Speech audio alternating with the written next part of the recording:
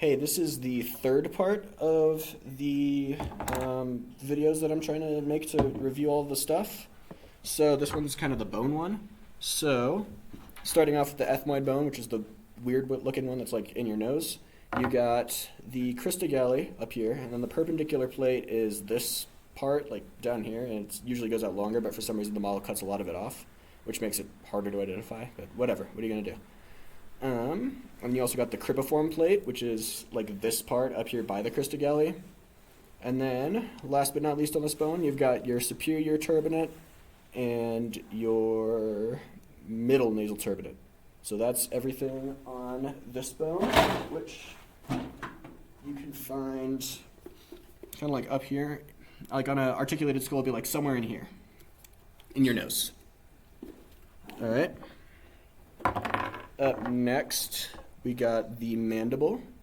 So this one has a lot of stuff too. You got the ramus of the mandible, which is like this part over here that isn't the body or the corpus.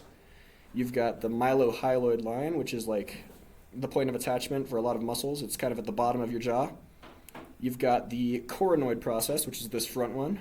And then behind it, you've got the condylar process. You've got the mandibular foramen, and foramen means hole, so it's just this little hole like near the front of the mandible, not like the one on your chin, that's a different thing, but the one kind of back here. And then you got the corpus, which is like the body, so it's just this main part here. And then the alveolar part is kind of up here by where your teeth attach.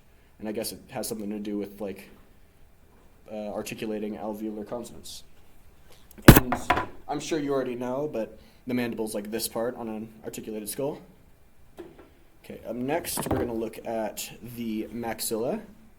So you've got the frontal process, which process is just a thing that sticks out, and this is the thing that sticks out in the front, so frontal process. You've got the zygomatic process, which is kind of this part right here, that connects to like the zygomatic process of your temporal bone. So if you can kind of imagine where that would be. You've got your palatine process, which goes towards like your palate, and your alveolar process, which is like your alveolar ridge, if you remember from phonetics. And then you got your infraorbital foramen, which is this hole right here. That would be like under your eye. You got two of them. It's like paired. So that is everything you need to know on the maxilla. That, of course, is going to be like this top part of your jaw, and then like up here, that's also your maxilla. Okay. Next up is the occipital bone. This one doesn't have a lot going on, honestly. You just got to know the foramen magnum, which is the big hole, and then you got to know that the other holes, like these are condyles, which are the small holes, but I don't even think you're going to have to identify those. Like this one's pretty easy. And this one's like, this is the foramen magnum. It's like back here. That one's the occipital. All right. Up next, you got your sphenoid bone, which is like the butterfly-shaped one. So you've got your greater wings, which are the big wings. You've got your lesser wings, which are the small wings. You've got the lateral, which is, more lateral, and the medial parotid processes. I don't know if they're processes. I think they are. I think if you write lateral medial parotid, that's what the study guide says. So that should be good.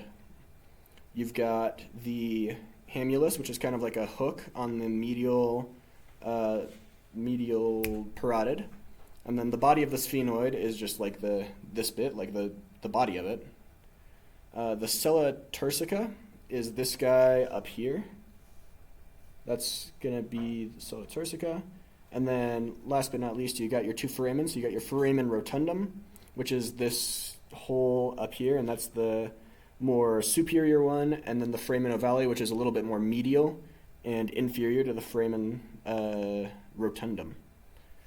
All right, and then the last bone you've got to know for this unit is the temporal bone, which we've already worked with a lot, so this one should mostly be review. So you've got the squamous portion and the petrous portion, squamous being the more thin, petrous being the more thick. You've got your mastoid process, which is this bit that goes towards the mastoid. You've got your styloid process.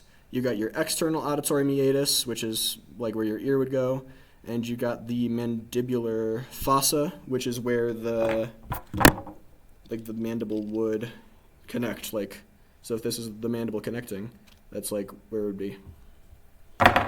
That should be everything that you need to know about bones.